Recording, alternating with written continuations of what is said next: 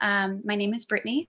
I am a holistic nutritionist. I teach movement and wellness. I'm an integrative brain wellness coach at a clinic called NeuroGrove. We do neurotherapy and biofeedback, neurofeedback, those types of things, if you're familiar. I am also a citizen scientist, meaning that a self-taught scientist that's very interested in research and specifically soil health. Also a self-taught mycologist. I have a small mushroom company here in the Denver area. And yeah, most of all, I'm really an advocate for the earth and for Mama Nature. And my story is a little bit long and a little complicated, so I'll keep it short. I won't go too much into the details, but um, I think kind of just putting the labels on everything that I do and everything that I engage with, it seems a little all over the place. And I'm, I guess, intrinsically interdisciplinary, so I very much work to weave all of the modalities in which I study and practice and find a continuous thread that kind of weaves through all of those. So a little bit of how I got into such an interdisciplinary relationship with life and with my work. When I was in high school, I was destined to study fashion design. That was my route, that was my path. And my father, who was, the pinnacle of health in my eyes, had a heart attack very young, was never a smoker, not a heavy drinker. He was an athlete his whole life. And so it kind of threw this wrench in the whole mix and really dedicated me to supporting him along his path of healing. And he decided to try diet and lifestyle shifts. So I quickly became vegan with him. And that kind of set my route in motion of research and learning how food can heal. And quickly along that path, I very much, a confused vegan, not really knowing how to feed myself, what was right for me, what was right for the planet. It perpetuated my studies, and I decided to shift majors and go into nutritional science. The deeper down I got that, or the deeper I went down that rabbit hole of nutritional science, it led me to really, how is our food being produced and how are we engaging with the earth, specifically through industrial agriculture. That sent me to Maui to really learn organic farming and to learn soil health and just dive headfirst. I took a break from school and decided to kind of get that hands-on experience, which was beautiful. One thing led to a next, and here I am. I got introduced to mushrooms out there, and it really just kind of created a strong foundation for me to continue along this journey. Through all of that, I got very sick and I was traveling young, doing all of these different engaged experiential studies, and came down with some pretty debilitating digestive issues, was expressing a lot of autoimmune like symptoms and kind of not in a good place for being only 23 years old. So that put me deeper into the soil, and I really found health in the soil and found rejuvenation in eating as closely to the earth as I possibly could. So really, that whole experience has led me down to food politics, glyphosate, which I'll talk to a little bit today. I don't want to put too much time into that. I want to talk more about what we can do and how we can engage in this topic of sacred ecology.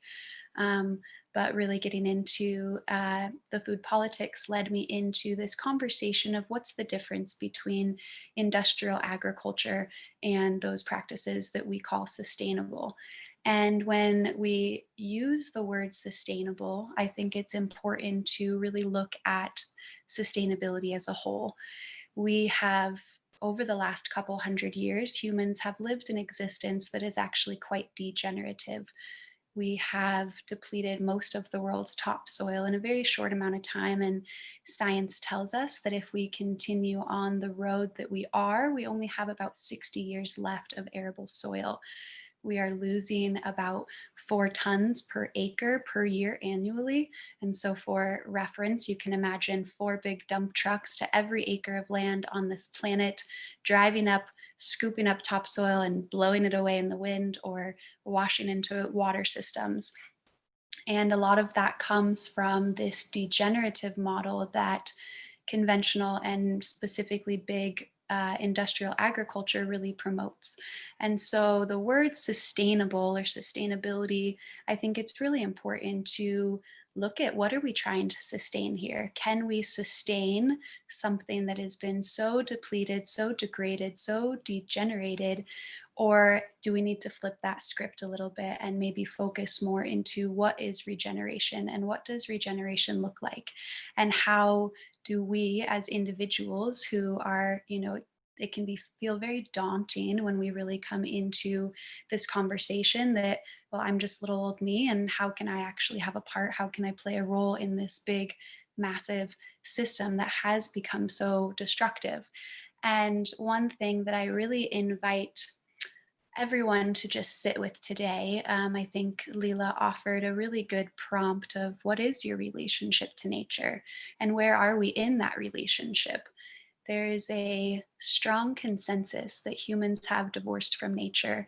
And I think it's important to remember that we can't divorce nature because we are nature. And so there is really just been a forgetfulness of what we are. And so I hope to inspire with this talk a remembrance and a coming back home, coming back to self, coming back to nature, and coming back to really being able to nurture our nature, not this divide of nature over nurture, but coming into how can we nurture our nature in this process. So um, with all of that being said, I offer this as primarily an advocate for the soil and for the voiceless ones, for this really incredible microscopic universe that lives just below our feet, that can't speak to us and can't very well show themselves to us unless we are underneath a microscope, but is very much the foundation of how we are here and why we are here and what is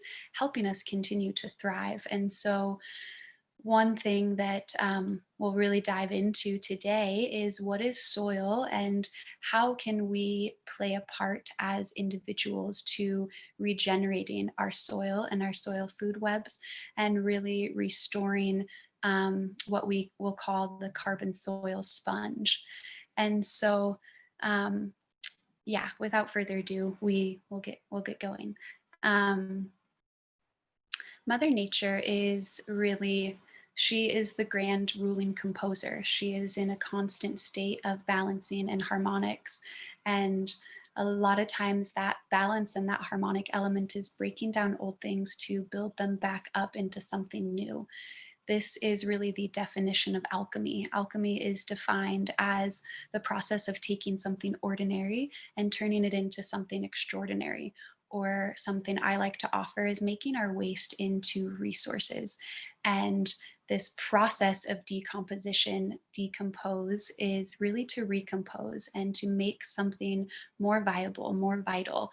This idea of waste, the idea of a landfill, of a trash can, when we look at Mother Nature and we look at the planet, there is no trash can, there is no waste. And so it puts, hopefully, it puts us in a place to really join this movement that is already strong and thriving. And this is the regenerative movement. And it includes not only regenerative agriculture, but how we move our bodies, how we are moving through space, how we are consuming, how we're consuming food, how we're consuming products, how we're consuming information.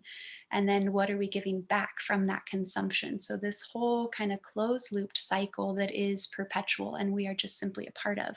And that is life. Um, so, one thing that I want to kind of highlight is this topic of the soil carbon sponge. Carbon itself has gotten a pretty bad rap in all the topics around global warming and where we are at environmentally. Carbon has become this nemesis, this enemy.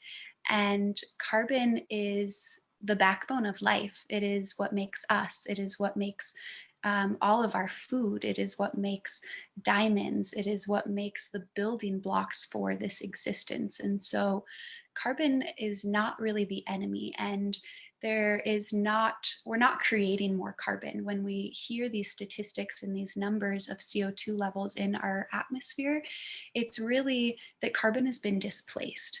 And so when carbon, just like anything, is in its right place, right time, right purpose, it facilitates its role in this whole system. And within, I guess first, like, what is ecology? Ecology is really the interpersonal or the relationships between different organisms from micro to macro. An ecosystem can be something as small as a little terrarium that you might have cultivated in your home, to this grand earth that we are all occupants on. We are all passengers on this planet, as my friend Harriet Witt would say. And within this ecology, all of it is sacred. And so the idea of sacred ecology is, again, just that return to home. And I think one of the best ways that we as humans can really return is through our own waste and our own consumption, specifically around food. That's kind of what we'll focus on today. But that consumption, again, it can reach far and wide to information, resources, the whole shebang. So today, we'll specifically focus on the consumption of food and what is really happening within our large industrial food system. Most of the food produced in this world, about 1/3 of it, never makes its way into the bellies that it was intended for. And that is from, production to distribution, all the way down to within the grocery stores of things not really getting on the shelves. I guess that would be more of the distribution piece. And most of that food that is not going to the bellies to that it's intended to feed is making its way into landfill. And I think it's, again, our system is kind of on this linear track. We go to the store, we don't really think about where our food is coming from. Well, I think there are a lot of people that do, but we'll say in this collective, we are not required to really think about where our food is coming from, especially in these more privileged, developed countries, America being one of them. And then we go home, we prepare our food. Whatever food is not eaten, again, we don't think about where it's going. It's easy to dispose of it in the rubbish bin, out of sight, out of mind. When it's no longer in our immediate sphere, it's kind of can very much leave our consciousness. But again, there is no trash can with Mother Nature. And what happens when organic material, specifically food scraps, but any kind of organic material, when it makes its way into a landfill, it is really inhibited to undergo its natural decomposition process. So when um, organic matter goes through what we would call an anaerobic breakdown, which is what happens in landfills, there's not a lot of airflow, there's not a lot of oxygen. And so it's going into a state of anaerobic breakdown. When we start to have large amounts of anaerobic breakdown, we get a lot of off-gassing of methane, hydrogen sulfide, carbon dioxide. So all of these things that are really contributing to this picture of climate change and to the planet warming, to the release of carbon within the environment, and that carbon becoming into a gaseous state is really when it's problematic. And so one way that we can all really play a part and be a part of this solution, this is the invitation, is to really start looking at our waste. And where is our waste going? Where are our food scraps going? One of the most viable ways to rebuild and restore biology in the soil is through composting. And by allowing organic waste, our food scraps, to go through its natural biological breakdown, where there's air, there's water, there's sunlight, and there is a balanced ratio of nitrogen to carbon. Well, those are going to be the two big ones that we'll focus on. And I'll give you some kind of tips if you are interested in maybe building your own compost pile or starting to learn about that. There's several different ways in which you can engage in this beautiful art.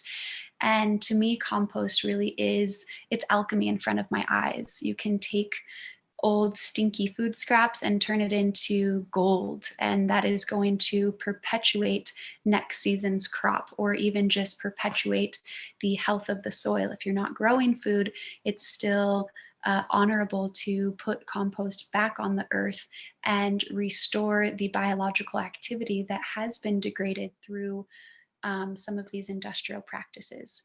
So to kind of focus first on what those practices are that are really the most degrading, that a lot of people even do in their small garden without maybe having that awareness that it's not supportive.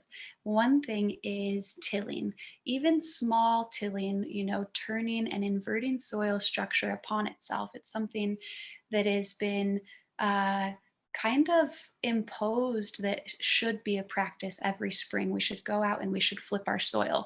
And then you look at the big monocropped fields, they're doing very deep, 4 foot deep or so tilling, where they're taking big machinery, they're digging the earth about 4 feet deep, and then they're flipping it over on itself.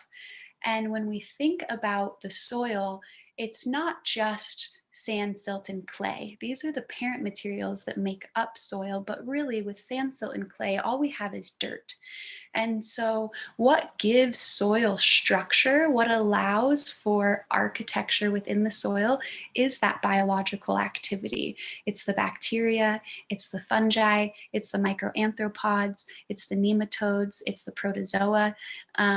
These are kind of the foundation of the soil food web that is really allowing for nutrients to become available to plants, and then those plant nutrients to become available to us or other mammals, other animals that would be eating those plants.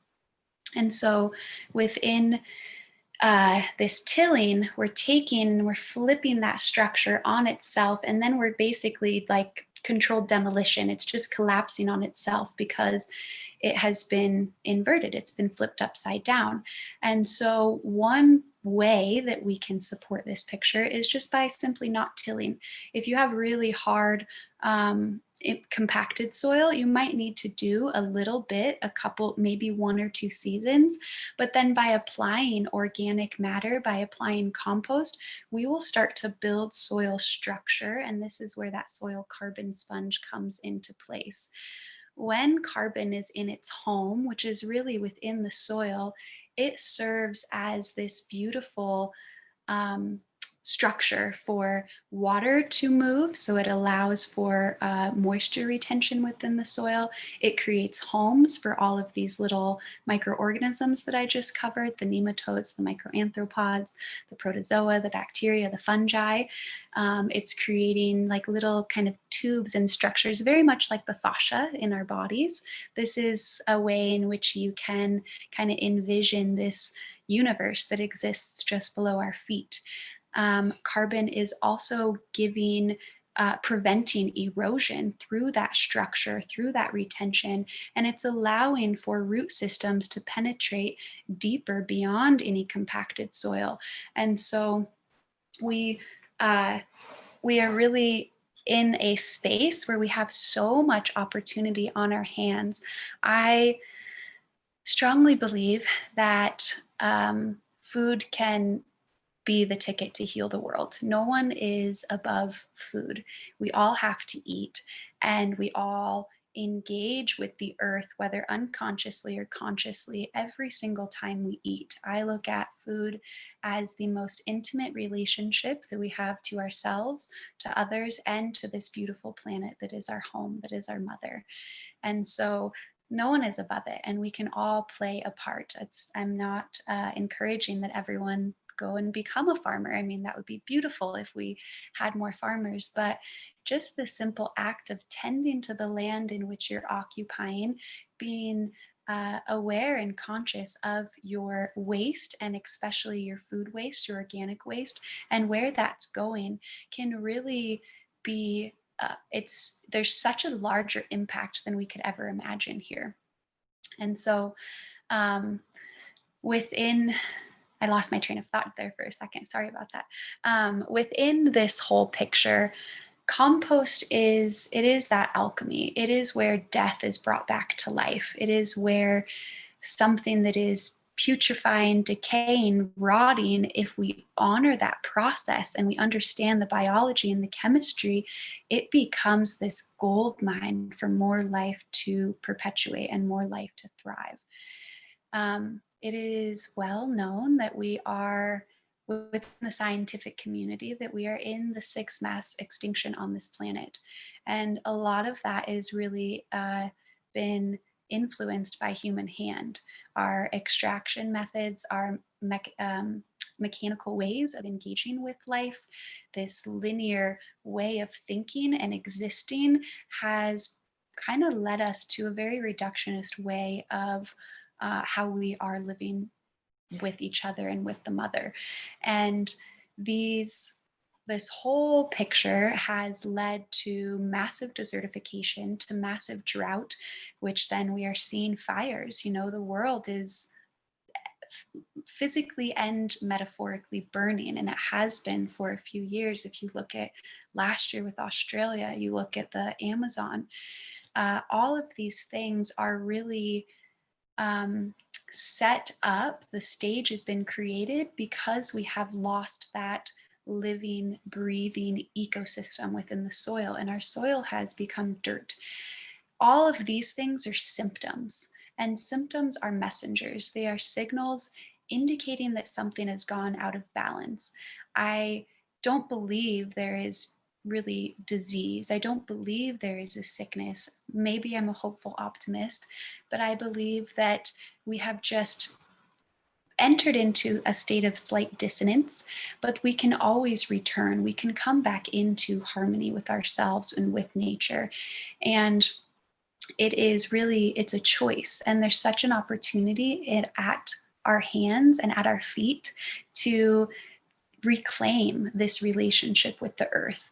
There is no disease. There's really just been a miscommunication or a discommunication, a disconnect in how different organisms within an ecosystem are communicating with each other.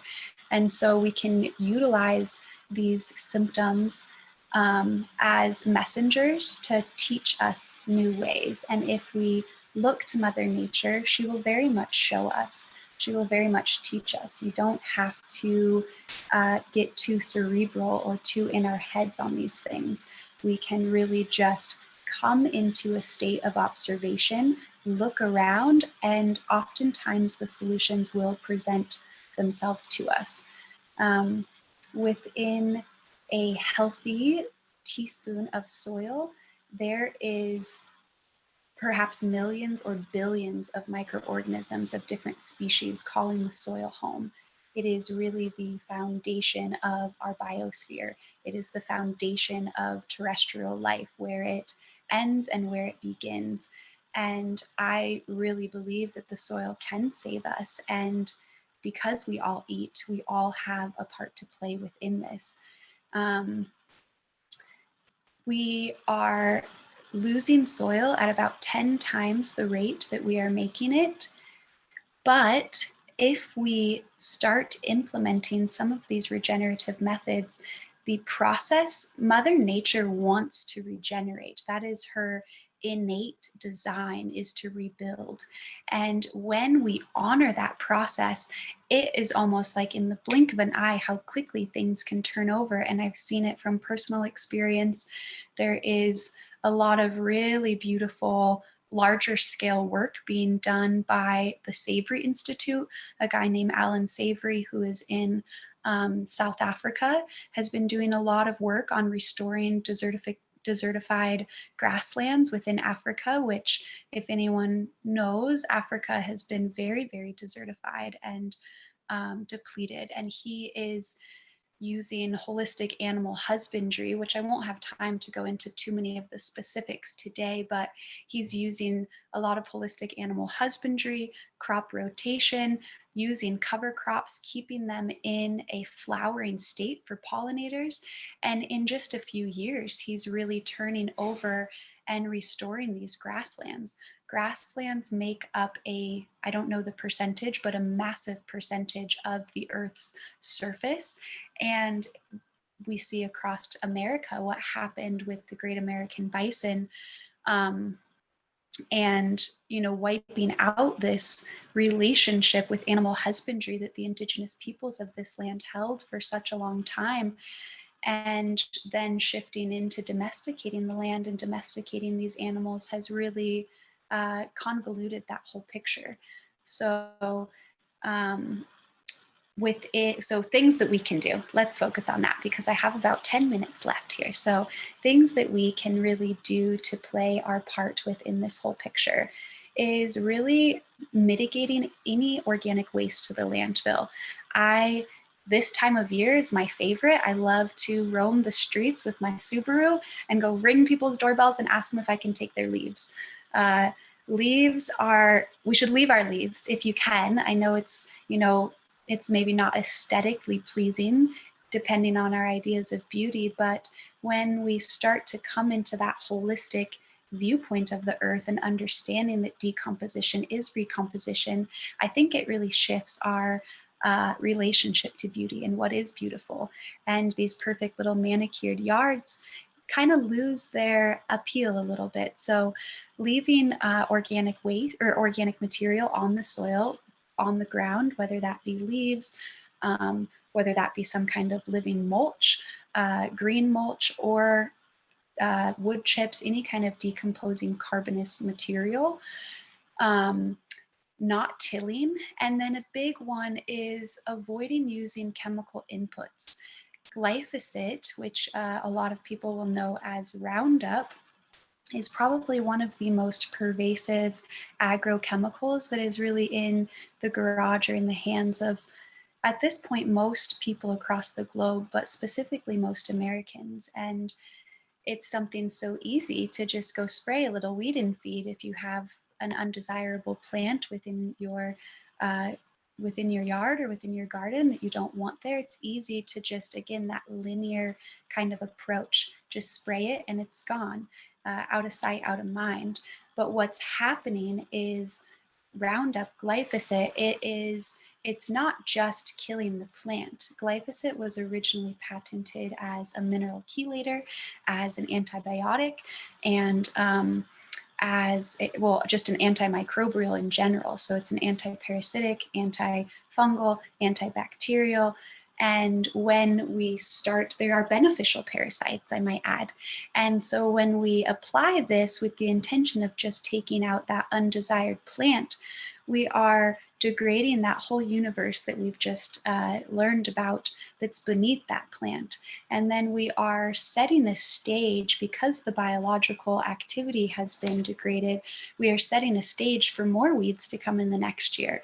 And more of those, what we call weeds, is really those pioneer plants that come to rebuild and heal the soil, things like thistle, yarrow, dandelion, mullein, things that people are often trying to get rid of. They come again as messengers to show us that they're there to heal. They're there to make nutrients bioavailable again, to start breaking down some of those toxins that have been applied to the soil. And so looking at things from this holistic lens allows us to remove from this linear reductionistic methodology in which we are interacting with the planet. And I could really spend like forever talking on this topic. It's something I'm so deeply passionate about. And I guess as a takeaway, if for one thing to take away is, as much as you can, honor biology and do what you can, what you have the capacity within your hands to bring more of that biological diversity back into the soil. This will not only support homeostasis and bring back balance into the entire great ecosystem, but it's going to allow us to transform our relationship, again, physically and metaphorically, transform our relationship with waste. And with, again, with that kind of a little bit more of the esoteric view on this, there's so much pain and so much agony and so much hurt in the world right now. And rightfully so, it's valid. There's a lot and it feels heavy. And I get it. Like I feel that too. And we can also use these same kind of principles to transmute that pain into a sort of cosmic compost, to take all these aspects that we see as negative, that we see as destructive, and instead of focusing on that destruction, what can we do with it? And how can we transmute that? How can we compost our waste into viable resources? How can we take our pain and transmute it into our growth and our transformation? How can we come into this spiritual practice of transformation? And I think we can do it by just getting dirty, getting our hands in the soil, getting our feet in the soil. There are so many different properties that exist in the soil to support things like depression. These little microorganisms that we've spoke about offer all kinds of different antidepressant qualities.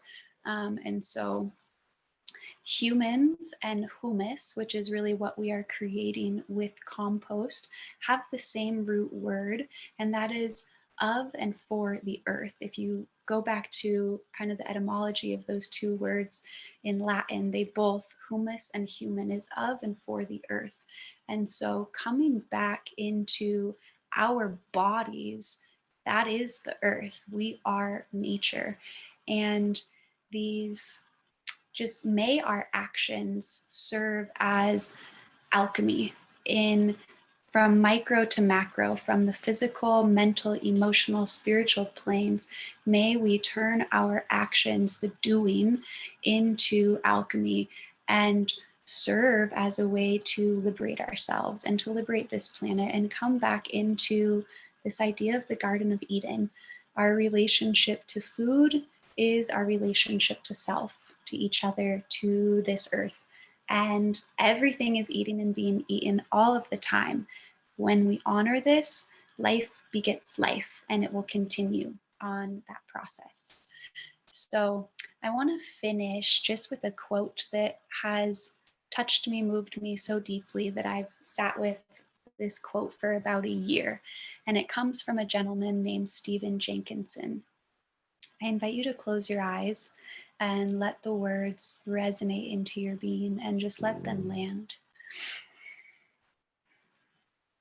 Act as if you are people of consequence, so that I can treat you as such and that you matter. What must have happened to people who unconsciously agreed that the best presence in this world is to have no presence and to have no consequences? It is a velvet gauntlet, the idea of being of consequence. It doesn't clink when it hits the ground, but you can feel it. It would be proper for us to proceed that there is consequence to us being here. So, yes, thank you all so much for letting me share and offer. And I'm always open for questions, conversations. I guess I can put my email in the chat in case anybody does have questions or wants any additional support or resources to bring these practices into their daily life. Yeah, thank you so much. Will Yeah. you let people know how to get a hold of you? Of course, yeah. Should I put it in the chat or should I just announce it? Would you announce it and then maybe put it in the chat afterwards? Of course, yeah. So Brittney at neurogrove.com is probably the best way to get a hold of me. That's my email address. And then social media is easy, and it's easy for me. So Brittney, BERT_NEY is my Instagram account. And I will put those both in the chat. I also have a website that is kind of being revamped right now, but it's carbonculturemushrooms.com. So I will add all of those. The website's not currently live. It's a little bit on pause, but I will put those in there for you. And please, please, please feel free to reach out. I'm always on support and team of other earth stewards, and wherever you are within this process, you matter and you are important, and you can be a piece to this whole puzzle. You are a piece to this whole puzzle. So thank you. Thank you. Thank you. Thank you, Brittney, so much. Thank you so much. But I want to say, I loved when this, in that quote, the velvet, was it anchor? What was it? Velvet Gauntlet. Velvet gauntlet. Yeah.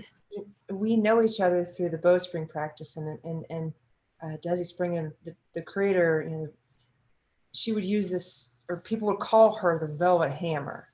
Mm-hmm. There's a soft sternness to the expression of the practice, Mm-hmm. soft strength.